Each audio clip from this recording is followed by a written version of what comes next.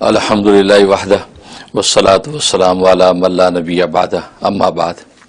آج ہم بات کریں گے سورہ سجدہ کے بارے میں۔ سورہ سجدہ کے بارے میں سجدہ جی، یہ تدوینی اعتبار سے 32ویں صورت ہے جی اور یہ مکی صورت ہے اور اس کی 30 آیات ہیں جی، اور بڑی بابرکت صورت ہے۔ حدیث میں آتا ہے کہ نبی کریم صلی اللہ علیہ وسلم رات سونے سے پہلے 2 صورتیں ہمیشہ تلاوت فرماتے تھے، اچھا، ایک سورہ سجدہ اور دوسری سورۃ ملک۔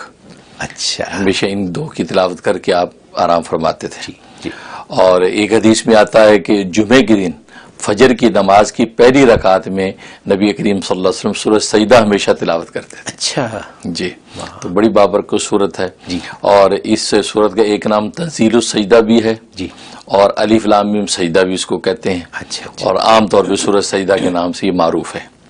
اس صورت مبارکہ میں جو ہے وہ فتح اعظم کا ذکر ہے۔ جی، اس سے پہلی صورت میں جو ہے حکیم اعظم کا ذکر تھا، حضرت لقمان حکیم، اور اس سے پہلے صورت روم میں دین اعظم کا ذکر تھا۔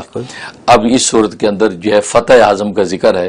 فتح اعظم سے مراد فیصلے کا وہ دن کہ اس سے بڑا اور کوئی دن نہیں ہے، یعنی قیامت کا دن، کیونکہ کفار یہ پوچھتے تھے کہ وَيَقُولُونَ مَتَىٰ هَٰذَا الْفَتْحُ إِن كُنتُمْ صَادِقِينَ کہ وہ فیصلے کا جو بڑا دن ہے کب آئے گا، اگر تم سچی ہو تو آتا کیوں نہیں ہے؟ جی جی، یہ سوال کرتے تھے۔ تو اس پر جو اللہ تبارک و تعالیٰ نے فرمایا قل، اے پیغمبر ان کو کہہ دیجئے کہ وہ جو دن جب آئے گا تو اے کافرو تمہارا ایمان تمہیں کوئی نفع نہیں دے گا اور تمہیں وہاں پھر مہلت بھی نہیں ملے گی، پھر وقت گزر چکا ہوگا۔ ابھی اس کی جلدی نہ بچاؤ، تمہاری جلدی مچانے سے ہم جلدی نہیں بھیجیں گے، جو اس کا وقت متعین ہے اسی وقت آئے گا۔ تو اس کو جو یوم فتح فرمایا، یعنی فیصلے کا دن، اور ظاہر قیامت کا جو فیصلہ سب سے بڑا فیصلہ کے دن ہے۔ اس سے پہلے دنیا میں چھوٹے چھوٹے بے شمار فیصلے انسان زندگی گزارتا ہے، چھوٹی چھوٹی عدالتیں لگاتا ہے، ہائی کورٹ اور سپریم کورٹ لگاتا ہے، لیکن وہاں خدائی کورٹ لگے گی، اس سے بڑی کوئی کورٹ نہیں ہوگی۔ تو اس کا ذکر ہے صورت میں، اور ظاہر ہے کہ اس سے پہلی صورت میں جو ہے حکیم اعظم کا ذکر تھا، اور اس جو ہے صورت مبارکہ میں اللہ تبارک و تعالی جو حکیم مطلق ہے ان کی حکمت کا ذکر ہے کہ اللہ کی حکمت کے تحت اللہ نے قرآن کریم نازل فرمایا، کتاب نازل فرمائی، اور وہ کتاب عظیم کو اتنی حکمتوں سے بھر دیا کہ پہلی آسمانی کتابوں کی ساری حکمتیں اور علوم و معارف اس قرآن میں بند کر دی، اور جس ذات کے اوپر اتاری یعنی سرکار دو عالم صلی اللہ علیہ وسلم پر، تو آپ کی ذات کو سارے پہلے نبیوں کے معجزات اور کمالات کا مجموعہ بنا دیا۔ واہ سبحان اللہ۔ ہاں، تو ایسی بابرکت کتاب اتنی بابرکت اور مقدس شخصیت کے سینہ انور پر اتری ہے، اور اس میں حکمتیں ہی حکمتیں ہیں۔ لہٰذا یہ دعوت دی گئی کہ ان حکمتوں سے آپ جتنی خوشاچینی کر لیں تو پھر وہ یوم الفتح جو ہوگی یعنی قیامت کا دن ہوگا، اس میں تمہارے لیے کامیابی اور کامرانی ہے۔ لیکن اگر تم نے اس میں غفلت برتی اور یہ اپنے جو مشرکانہ شکوک و شبہات کے اندر پڑے رہے تو پھر آخرت میں تمہاری کوئی پوچھ نہیں ہے، اور آخرت میں تمہاری ہمیشہ ہمیشہ کی پکڑ ہے۔ تو گویا کہ یہ اس صورت کے اندر حقائق بیان کیے گئے ہیں تو یہ سورہ سجدہ کے اندر، اور مقصود یہ ہے کہ تم اللہ کے قریب ہو جاؤ، اور سجدہ تو ایک وہ عنوان ہے کہ جس میں اللہ کے اتنا قریب بندہ ہو جاتا ہے کہ اس کا سر اللہ کے قدموں میں ہوتا ہے۔ جی جی، اس لیے وسجد وقتری فرمایا کہ سجدہ کر اور میرے قریب ہو جا۔ جی جو قرآن میں اللہ نے کہا کہ تو میرے قریب ہونا چاہتا ہے تو تجھے راستہ بتاؤ، سجدے میں گر جا، میرے قریب ہو جائے گا۔ واہ سبحان اللہ۔ تو بجائے اس کا اوپر سر اٹھا، نہیں تو نیچے سر جھکا۔ سبحان اللہ۔ میرے راستے عجیب ہیں کہ میرے سر اٹھانے پہ میں نہیں ملتا، سر جھکانے پہ ملتا ہوں۔ سبحان اللہ۔ تو اس لیے فرمایا کہ تو سجدے میں گر۔ تو سجدہ ایک ایسا عنوان ہے کہ اللہ کے قرب کی انتہا ہے۔ تو یہ سورہ سجدہ جس میں یہ حقائق بیان کیے گئے ہیں۔ اور جہاں تک اس کے فضائل اور فوائد کا تعلق ہے تو اگر کوئی شخص بہت سی بیماریوں میں گھرا ہوا ہے، ہوتا ہے ایک شخص پہ کئی ساری بیماری، بلڈ پریشر بھی ہے، شوگر بھی ہے، تھائرائیڈ بھی ہے، اس کے گھٹنوں کو مرض ہے، اس کو گوٹ بھی ہے، تو بے شمار امراض ہیں، اور وہ بے شمار امراض کے لیے بے شمار دوائیں کھاتا ہے، کیونکہ ڈاکٹر تو ہر ایک مرض کے لیے الگ ایک دوا دے دے گا۔ پتہ چلا 30 گولیاں 20 کیپسول کھا رہا ہے، اس کے لیے بڑی زبردست صورت ہے۔ 7 مرتبہ روزانہ کا ختم کریں اس کا، اور پانی پہ دم کریں، اور صبح سے شام تک وہ یہی پانی پیتے رہیں۔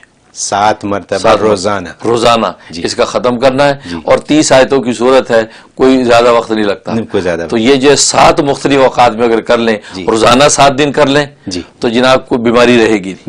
یعنی عجیب اس میں تاثیر ہے. میں نے تو حساب کر لیا 10 منٹ کی یہ آیت ہے صحیح ٹھیک ہے اور 7 کا مطلب ہے 70 منٹ 1 گھنٹہ اور 10 منٹ روزانہ اگر لگائیں تو ان کا علاج ہے. اور یہ بھی ایک آدمی 7 بندے بیٹھ جائے تو پتہ بھی نہیں چلے پتہ بھی نہیں چلے گا. ہاں تو اس سے اندازہ کر تو 1 گھنٹہ کو اتنی بیماریوں کے لیے جی 1 گھنٹے سے زیادہ لائیں تو ڈاکٹر کے پاس لگ جاتی درست ویٹنگ میں لگ جاتی ہے ویٹنگ میں. جی تو اس لیے جو ہے یہ اس میں بڑی تاثیر ہے. تو جن لوگوں نے اس پہ تجربہ کیا اللہ نے واقعی ان کی بیماریاں سٹیپ بائی سٹیپ جو ہے ٹھیک کرنا شروع کر دی. یہ اس میں تاثیر. اور دوسرا یہ کہ جس کو اگر یہ ڈر ہو کہ آج ایک بیماری معمولی ہے کہیں بڑھ نہ جائے مطلب بعض لوگ کہتے ہیں ہماری شوگر بارڈر پہ ہے جی احتیاط کر رہے ہیں تو ایسے لوگ جو ان کے لیے روزانہ 1 مرتبہ تلاوت روزانہ 1 مرتبہ تلاوت کریں بد میں پھونک لیں تھوڑے سے پانی پہ دم کر کے پی لیا کریں وہ بیماری بجائے بڑھنے کے کم ہونا شروع ہو جائے گی. یہ اس کے اندر تاثیر ہے.